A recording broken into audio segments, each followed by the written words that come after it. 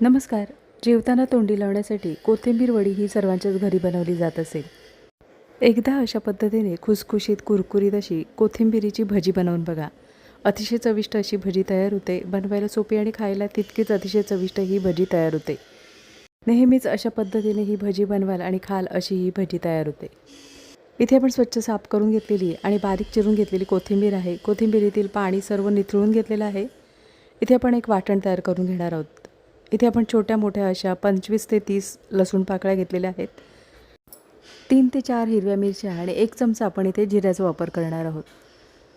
वाटण अगदी बारीक असं वाटून घ्यायचं आहे. वाटण बारीक वाटताना इथे जर तुम्हाला पाण्याची आवश्यकता वाटत असेल तर पाण्याचा वापर करू शकता. इथे आता वाटण बारीक करून झालेलं आहे. बारीक चिरून घेतलेल्या कोथिंबीरमध्ये जे वाटण तयार करून घेतलेलं आहे ते मिक्स करून घेणार आहोत. इथे आपण पावडर मसाल्यांचा वापर करणार आहोत. पावडर मसाल्यांमध्ये 1 चमचा धणा जिरा पावडर, पाव चमचा हळद, 1 चमचा लाल तिखट. लाल तिखट हे तुम्ही तुमच्या आवडीनुसार वापरू शकता आणि 2 चिमूटभर आपण इथे खायच्या सोड्याचा वापर करणार आहोत. तर खायचा सोडा अगदी 2 चिमूटभर घेतलेला आहे. खायचा सोडा वापरल्यामुळे भजी छान खुसखुशीत होते.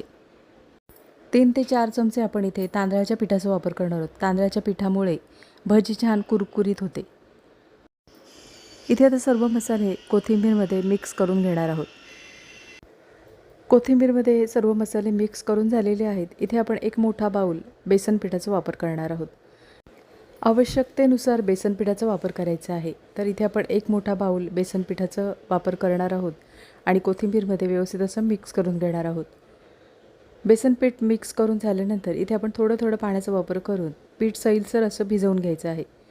जसं पीठ आपण भजीला भिजवून घेतो त्याप्रमाणेच आपल्याला इथे कोथिंबीरची भजी बनवायला सुद्धा सैलसर असं पीठ भिजवून घ्यायचं आहे.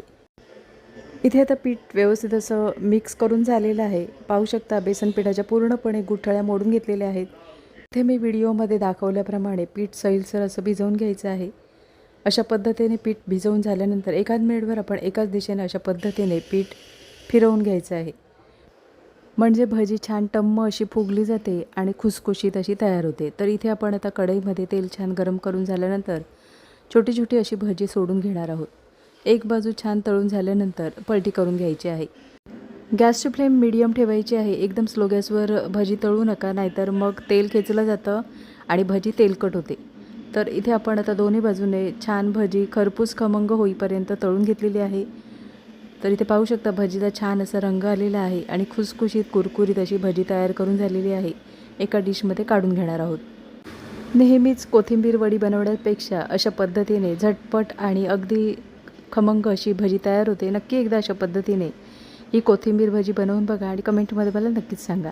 शिल्लक राहिलेल्या पिठाच्या सुद्धा आपण अशाच पद्धतीने भजी तयार करून घेणार आहोत. तर इथे आता सर्व पिठाच्या भजी बनवून झालेली आहे. एका डिशमध्ये काढून घेणार आहोत. नक्कीच एकदा अशा पद्धतीने झटपट खुसखुशीत कुरकुरीत अशी कोथिंबीरची भजी बनवून बघा आणि कमेंटमध्ये मला नक्कीच सांगा. नक्कीच 2 घास जास्त जेवाल किंवा नक्कीच 2 चपात्या जास्त खाल अशी ही भजी तयार होते. तर इथे आपली ही कोथिंबीर भजी खमंग कुरकुरीत खुसखुशीत अशी तयार करून झालेली आहे. आजची रेसिपी आवडली असेल आणि चॅनलवर नवीन असलात तर चॅनलला सबस्क्राईब करा आणि व्हिडिओ आवडला असेल तर लाईक शेअर करा. पुन्हा भेटू अशाच चमचमीत नवीन रेसिपीमध्ये.